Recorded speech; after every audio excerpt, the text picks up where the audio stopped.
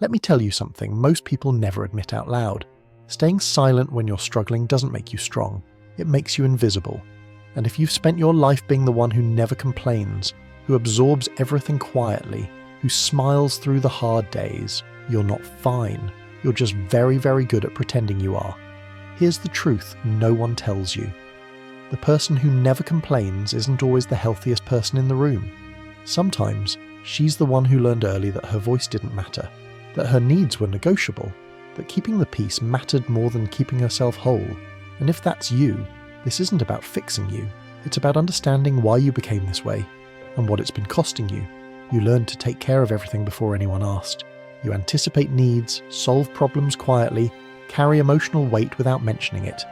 People see you as capable, independent, the one who always has it together. What they don't see is that somewhere along the way, you learned that needing help made you a burden. Maybe complaining was met with irritation. Maybe someone else's needs took up all the space, so you made yourself smaller. Over time, you stopped asking because it hurt less than being disappointed. You became the person who handles things alone, not because you wanted to, but because you had to. This doesn't make you admirable, it makes you exhausted. What this really is hypervigilance dressed up as competence. You're constantly scanning for what needs fixing, who needs soothing, what problem you can prevent before it explodes. It feels like responsibility, but it's actually a trauma response. You're trying to control your environment so you never have to feel helpless again, and the cost is that you've forgotten how to rest. You've forgotten that you're allowed to be taken care of too. When someone asks how you are, you say, "I'm fine," even when you're falling apart. When something hurts you, you talk yourself out of it. You tell yourself it's not that bad, that other people have it worse, that you're probably overreacting. You've become so skilled at minimizing your own pain that you no longer know how big it actually is.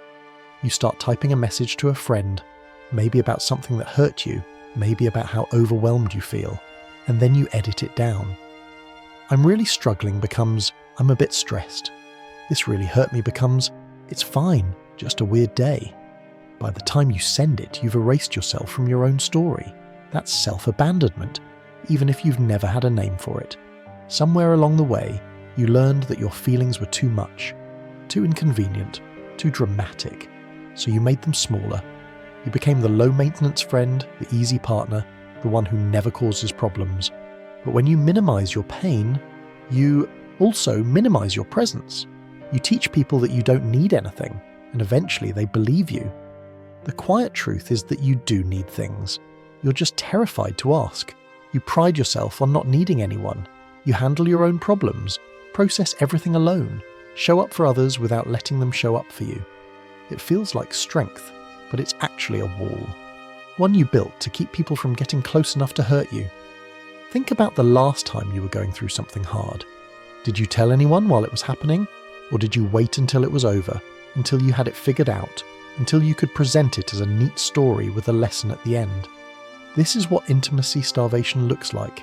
You're surrounded by people who care about you, but you only let them see the edited version, the calm version, the reassuring version, and they believe you because you're convincing. But real connection doesn't happen in the highlight reel. It happens in the mess, in the vulnerability, in the asking, and you've been taught that asking is weakness, so you stay lonely in a crowd of people who would help you if you let them. You've also learned to avoid conflict at all costs. You swallow your anger, you bite your tongue, you let things slide. When someone crosses a line, you tell yourself it's not worth it. When you're treated unfairly, you make excuses for them. Someone says something that stings, a subtle jab, a dismissive comment, and your stomach tightens, but you smile, you laugh it off. Later, alone, you replay it over and over, feeling the anger rise, and still, you say nothing. Because speaking up means conflict, and conflict means being difficult, and being difficult means being unlovable, so you keep the peace by abandoning yourself. Unexpressed anger doesn't disappear, it turns inward. It becomes anxiety, resentment, and a quiet self-blame for not standing up. And the people who hurt you never even know, because you told them everything was fine. You've become very good at performing okayness. You're always smiling, always reassuring, always steady. People believe you don't struggle. They think you're resilient, easygoing, unbothered. But inside, you're screaming, and no one can hear you because you're smiling too loudly. You learned that people prefer your happiness, that your sadness makes them uncomfortable, so you give them the easiest version of you, the one who doesn't need much, the one who doesn't take up space. You've turned yourself into a supporting character in your own life, and this kind of positivity becomes a cage, because once people expect you to always be fine, the moment you're not, they're confused. You're always so happy, what's wrong? As if your humanity is an inconvenience.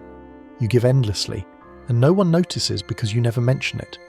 You remember birthdays, you check in, you show up.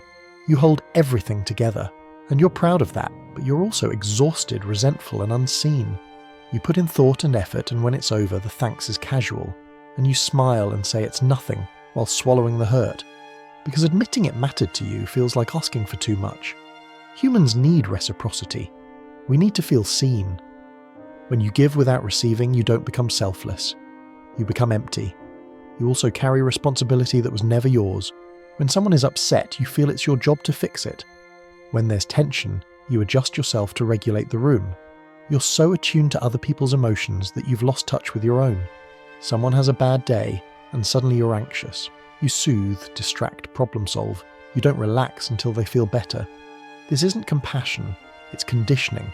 Somewhere, you learned that other people's emotions were your responsibility, but they never were.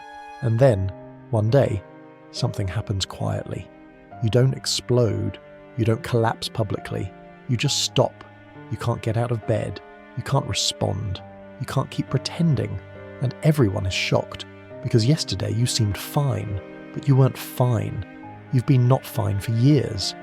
This is what burnout looks like for the person who never complains. It isn't loud, it's sudden, because you never learned how to ask for help before you were drowning. You learned how to be strong, but not how to be human. If you're the one who never complains, you're not broken. You're scared. Scared of being too much, too needy, too hard to love.